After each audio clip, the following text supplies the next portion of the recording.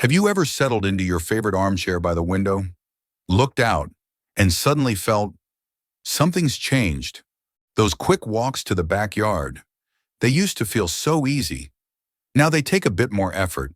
Getting out of bed in the morning, it's like a chore. Climbing just one flight of stairs, it leaves your heart racing, your hands a bit shaky, like they're not quite yours anymore. There's no real pain, but it's clear. Your body's slowing down. And maybe you've thought to yourself, I guess this is what getting older feels like. I'll just have to live with it. That's exactly what Helen thought. She's 75 now. She used to be full of energy, watering her garden every morning, running errands, whipping up her favorite recipes. But in just a few years, her legs grew unsteady. Stepping out alone started to feel risky. She skipped stairs, avoided big get-togethers, even those crisp, sunny mornings, because she wasn't sure of her footing anymore. Until one day, she decided she was done waiting. She didn't wait for her kids to book a doctor's appointment. She didn't hold out for the perfect time or a friend to join her. She started on her own, with a chair, a few easy movements, and a firm belief. Her body still had plenty of life left. Helen's story isn't unusual.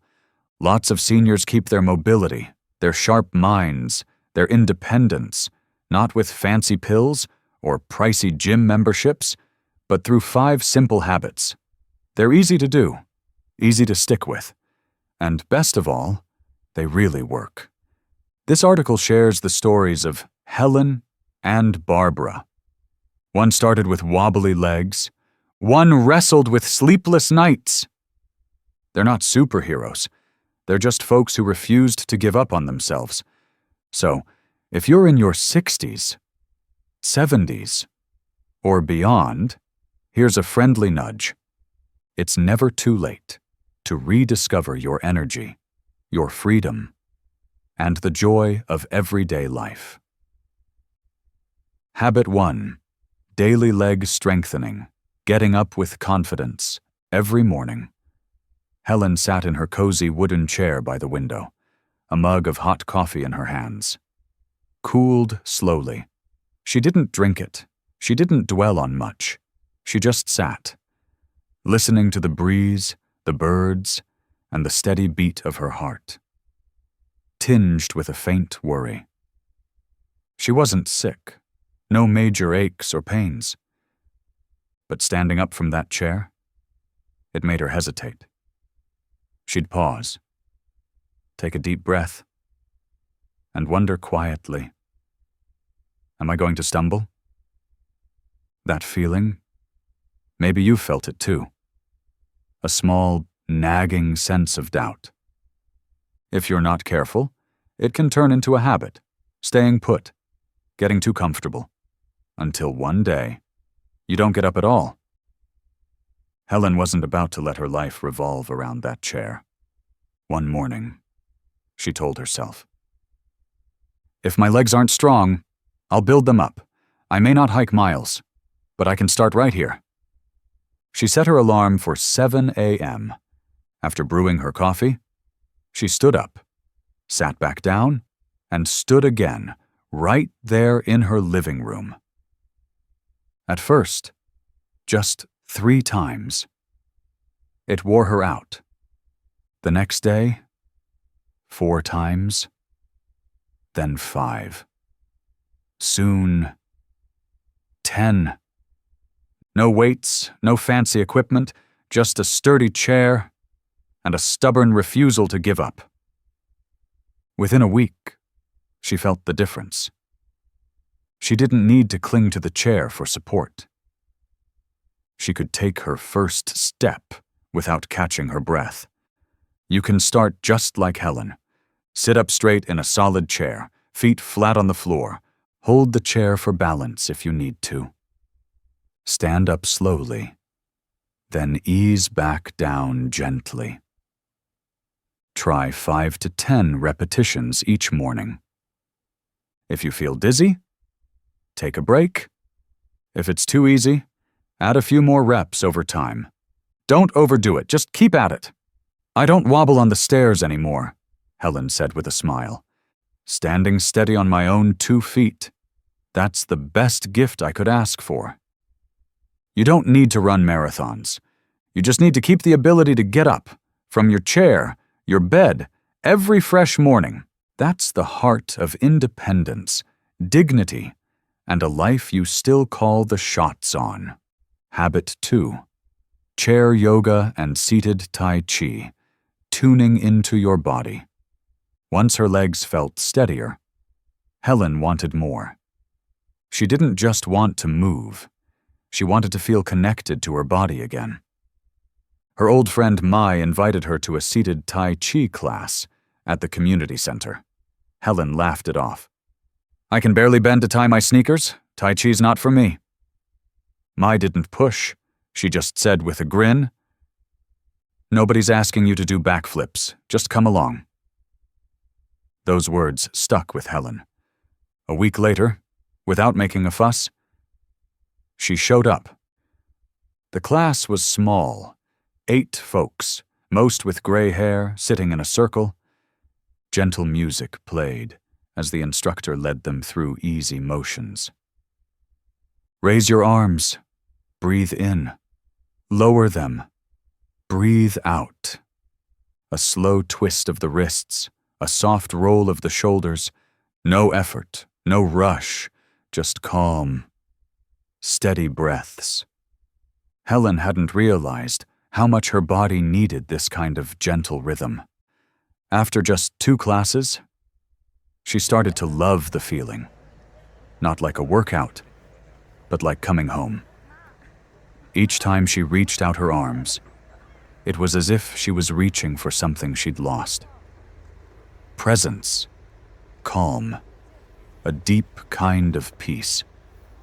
I used to think exercise was all about pushing yourself, she said. Now I know, sometimes it's about letting go. You can give it a try at home. Sit tall in a firm chair, feet flat on the floor. Breathe in as you lift your arms to shoulder height. Breathe out as you lower them, letting your shoulders relax. Repeat 5 times, breathing as smooth as a summer breeze. Or keep it simpler. Rotate your wrists, shrug your shoulders, close your eyes, and take 3 slow breaths. That's Tai Chi too, if you do it with focus. No yoga mat needed, no instructor required, just a quiet moment. In your home, in your heart. A morning without the TV blaring, an afternoon with no to-do list. That's when your body whispers, Hey, I'm still here. Let's reconnect. The older I get, Helen said, the more I see. It's not about being tough. It's about being gentle with yourself.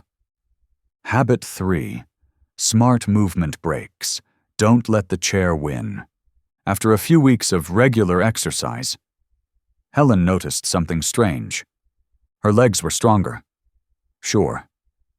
But some days, she still felt sluggish, low on energy.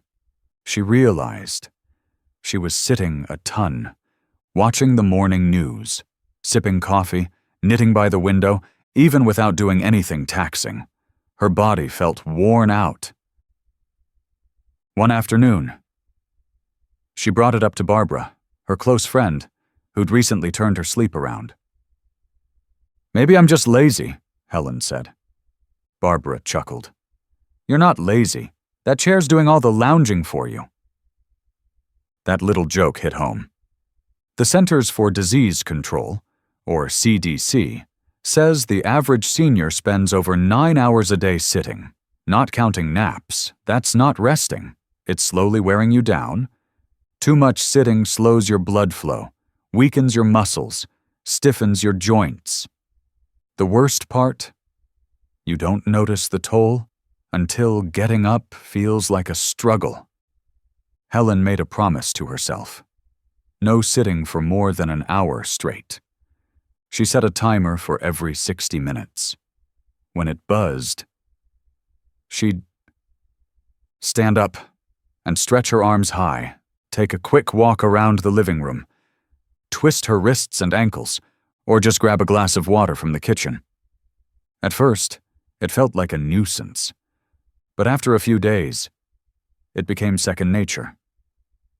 6 to 8 little wins a day, keeping her body active. "I call them my commercial break workouts," Helen said with a grin. "When the TV takes a pause, I get moving. You can start today. Stick a note on your remote. Time to get up. Keep your water glass on the other side of the room, so you have to walk to it. Answer phone calls on your feet, do a few leg stretches, while brushing your teeth. Staying active doesn't mean breaking a sweat. It's about not staying glued to your seat too long. Every time you stand, you're saying, 'I'm still here, I'm still in charge, I'm still living life my way.'" Habit 4. Restful sleep. Healing starts with a good night. Barbara, Helen's best friend, had spent years battling sleepless nights. Even when she was bone-tired, she'd wake up at the smallest sound, a creaking floor, a gust of wind. By day, she was in a fog, too tired to do much, too groggy to enjoy her books, too drained to step outside. "I guess that's just aging," she sighed. But she was wrong. It wasn't her age. It was how she handled sleep. One evening, a health show on TV caught her ear. A doctor said, "Seniors who get deep, regular sleep show up to 40% better balance, reflexes, and memory." Barbara was floored. Could sleep really make that big a difference? She decided to try, not with sleeping pills or gadgets, but with small, simple changes. At 8 p.m., she turned off the TV and set her phone aside.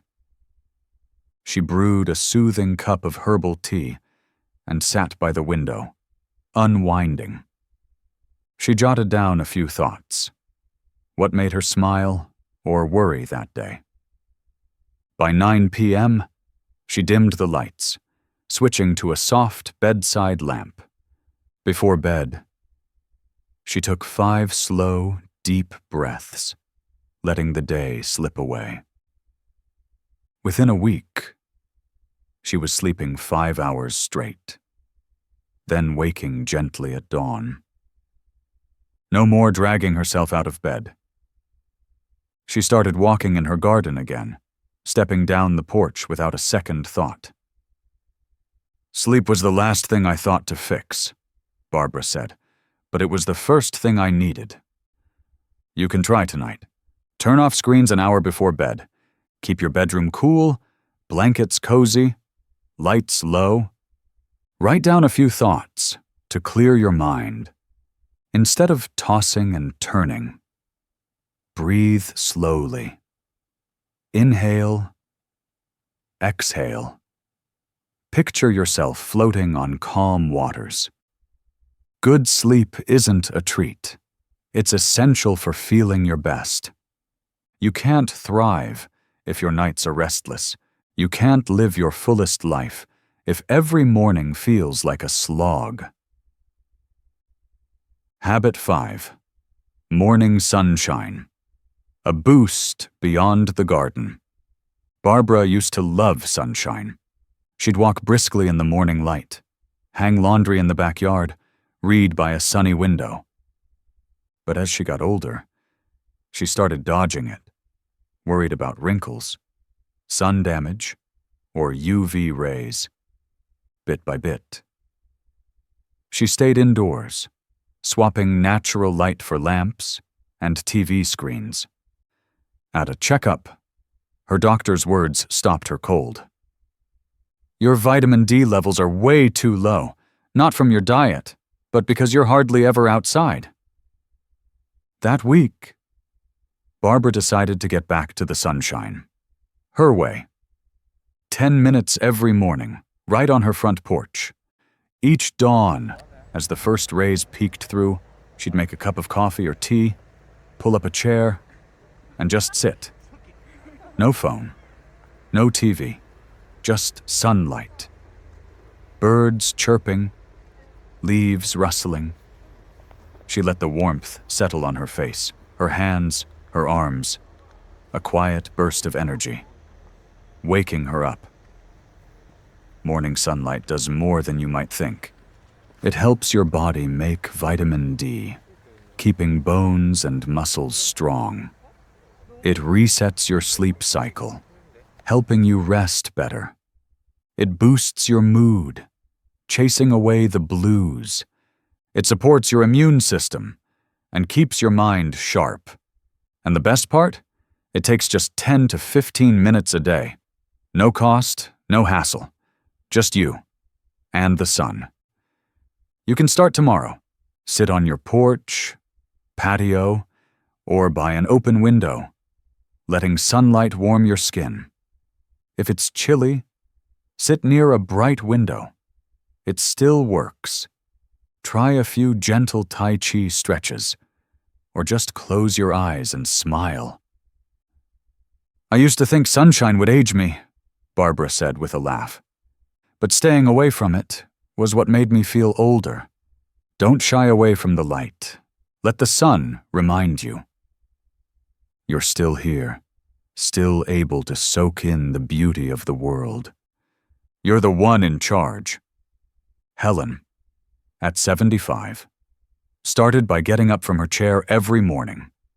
Barbara, at 71, began by turning off the lights a little earlier each night.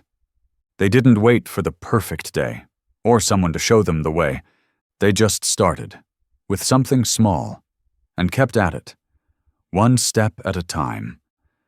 We often think getting older means losing ground. That slowing down is just part of the deal. But here's the truth. So much in your body can bounce back, if you give it a chance. A little movement, a dose of sunlight, a solid night's sleep, a few deep breaths. These aren't big, flashy changes. They're small, caring ones. They don't take strength, just a steady commitment. You don't have to tackle everything.